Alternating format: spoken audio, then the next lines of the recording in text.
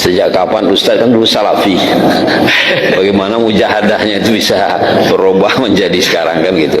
2006 udah mulai agak-agak bingung. Satu hari yang membuat saya berhenti itu mujahadah itu apa? Perasaan saya itu kalau waktu ngaji di situ merasa benar aja. Asal masuk ke masjid nengok orang tuh kecil aja Pak, nganggap orang tak berilmu. Jadi saya merasa tak enak. Ini orang beramal tak dengan ilmu. Itu kan doktrin tuh. Yang berilmu tuh kan cuman kami. Kami ini ahlus sunnah wal jamaah. Kami belajar hadis. Kami ini betul sanadnya, betul hadisnya. Ini semua dalilnya sahih. Ini yang diamalkan salaman setelah sholat. Orang yang masuk masjid ini ahli bid'ah semuanya. Asal memandang orang tuh kecil. Itu yang saya rasakan. Ada hati saya yang tak puas. Satu hari bolehlah nih. Satu hari celana saya agak bolong kecil di sini. Jadi sholat adalah kawan. Tak usahlah sebut namanya dia. Kalau disebut namanya tak enak, dia jual kelapa tuh di Jalan Paus. Nah, sebut nanti dia terkenang tuh. Entah terkenang tak tidak lagi. Jadi selesai sholat tuh celana ini bolong. Saya bukan merokok, tapi ada orang merokok yang kena celana saya ini bolong kecil-kecil. Lalu dia lihat gini, tak sah sholat, tak sah sholat, tak sah sholat gitu dia. Kan sama-sama pengajian nih. Tak sah sholat antum, ulang sholat antum. Tapi kasar. Lalu saya bilang, abang kok kasar? Betul sebenarnya saya bilang. Tapi kita ni ikut sahabat. Kita ni kan salafi, pengikut sahabat. Sahabat tu kan lemah lembut, saya bilang. Kalaulah ada, maaf bang ya, saya bilang, kalau kayak gini Islam zaman sahabat tua, saya bilang, kasar seperti abang ni, macam mana orang mau masuk Islam? Untung saya Islamnya tu ada sekarang. Kalau saya hidup bersama Nabi di zaman sahabat tu, perilaku sahabat tu sekasar abang ni, tak masuk Islam saya tu. Astagfirullah, saya bilang. Maaf ya gitu. Begitu kasarnya antum ni, saya bilang. Tapi marah saya kan, marah, kasar kali ini ngakunya ikut sahabat tapi kasar, sombong-sombong. Itu udah satu kesal. Satu hari diskusi lah, diskusi sama kawan semua, tak usahlah sebut namanya, kau sebut tahu nih kan. Saya bilang, bang, kalau saya berjalan dari rumah ke masjid, tiba-tiba di tengah jalan saya berhenti dan berdoa saya di jalan tuh bang, berdoa saya, ya Allah ya Rahman ya Rahim, apa aja lah saya bilang. Doa itu ibadah nak bang? Ibadah. Oke, dia bilang. Tapi yang saya lakukan ini pernah dibuat Nabi nak bang? Diskusinya mulai gitu. Bingung dia jawab. Kan man amila amalan laisa amruna fahuwa ruddud. Kan itu dalilnya. Siapa yang beramal yang tak pernah kami tunjukkan, maka amalnya tak diterima, tertolak.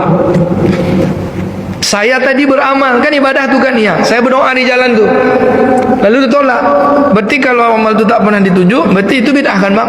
Tak bisa juga dia jawab.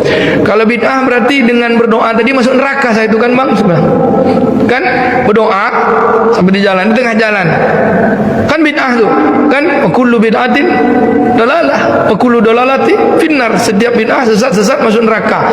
Apakah mungkin saya di jalan tadi berdoa gini lalu Allah Ta'ala bilang kamu masuk neraka? Yang satu jawab ya bid'ah, tapi masuk neraka tak berani, dia bilang ya itu bid'ah. Yang satu lagi no comment. Semenjak itu saya bilang berhentilah saya ngaji lagi, kalian aja tak dapat jawab. Saya bilang, kan bang, kalau seandainya saya masuk neraka, masa Allah kejam betul gara-gara saya berdoa masuk neraka? Maksiat apa yang saya lakukan? Pada saya berdoa kepada Allah Ta'ala, itu ibadah kan? Saya bilang, pernah tak Nabi pernah buat kayak gitu? Berjalan dari rumah ke masjid, tiba-tiba di tengah jalan berdoa saya. Pernah tak Nabi buat kayak gitu? Tak ada dalilnya kan? Berarti saya tak ikut Nabi, bid'ah saya, masuk neraka saya. Udahlah saya berhenti ngaji lagi. Oh, langsung dibilang antum murtad. Di satu masjid khutbah Jumat, lupa baca Saidi, pakai baca Saidina.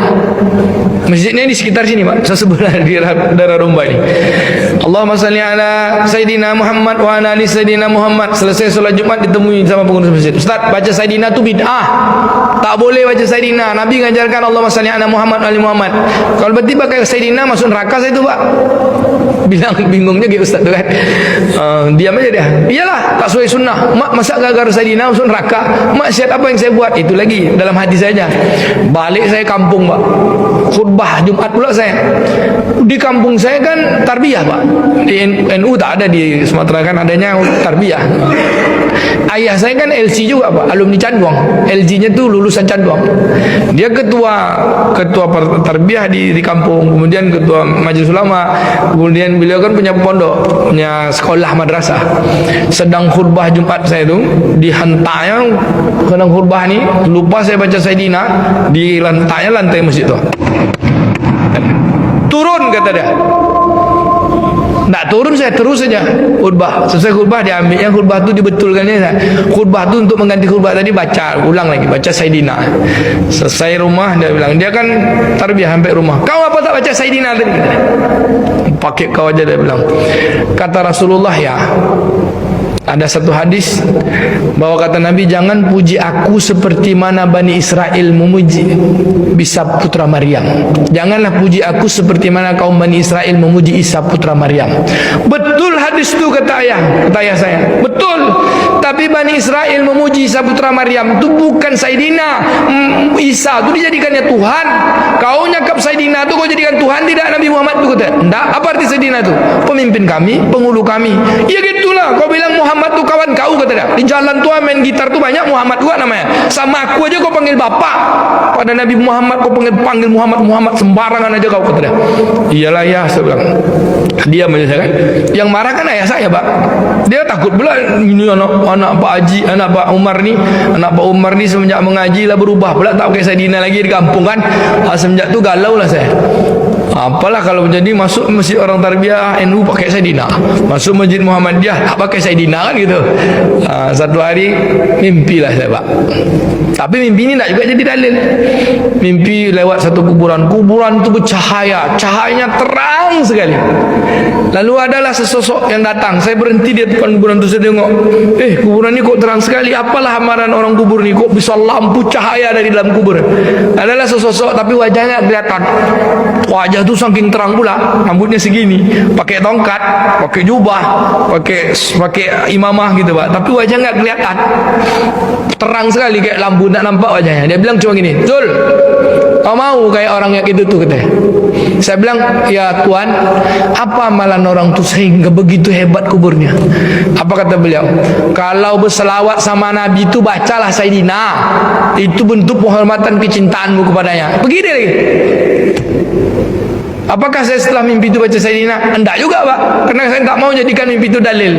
Pergilah saya ke Madinah. Sambil umrah, sambil ngaji, jumpalah dengan salah seorang. Tapi saya nak sekolah, ngaji aja. Dengan salah seorang Syekh Ahmad Ladan, orang tasawuf At-Tijani. Jadi pertemuan itu tak sengaja. Di Masjid Nabawi ketika saya sedang duduk maghrib menjelang isya. Di belakang Raudhah. Ngantuk-ngantuk ini saya. Di tokoknya saya. "Ya waladkum," dia bilang, "Nak, bangun. Min aina anta?" "Ana min Indonesia." "Anta Malaysia atau Indonesia?" "Antum min Indonesia atau Malaysia?" "Kamu dari Indonesia atau Malaysia?" "Ana min Indonesia." "Kalimah Arabi wa Inggris?" "Bahasa Arab atau bahasa Inggris?" "Ma fi muskil. Kalimah Arabi fadal, Inggris ma fi muskil. Fadal." "Silakan bahasa Arab boleh, bahasa Inggris boleh," saya bilang. Dia bilang bahasa kitanya, "Kamu dah berapa lama di Madinah ni? Kamu kok enak-enak aja tidur di sini," dia bilang. "Kamu kesini ni setiap hari ada 2 juta orang yang mau datang kemari mendapatkan visa untuk jumpa Rasulullah, pergi ziarah tu kuburannya di depan tu dia." Pertanyaannya apa? "Kamu sudah jumpa Rasulullah atau belum?" Langsung digasnya saya, Pak. "Kamu sudah jumpa Rasulullah atau belum?" Saya bilang, "Saya sudah ziarah sana."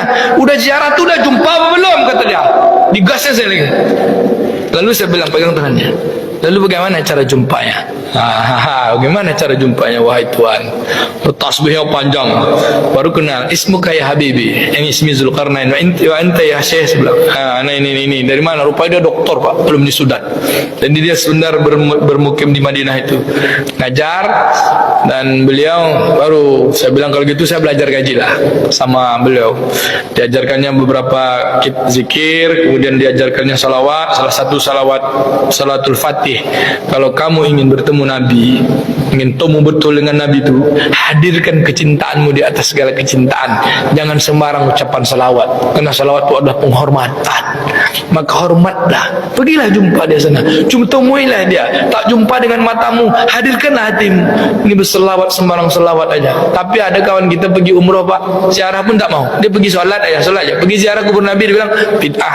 Ada tuh, Pak. Itulah dia kawan mantan saya kan.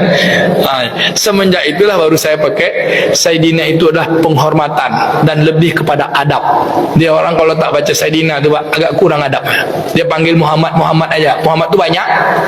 pakai Sayyidina wa Nabiyina wa Habibina Muhammad. Lalu ada yang bilang, Rasulullah kan tak pakai Sayyidina, ngajarkan. Itu bentuk ketawaduan Nabi untuk tidak terlalu mengangkat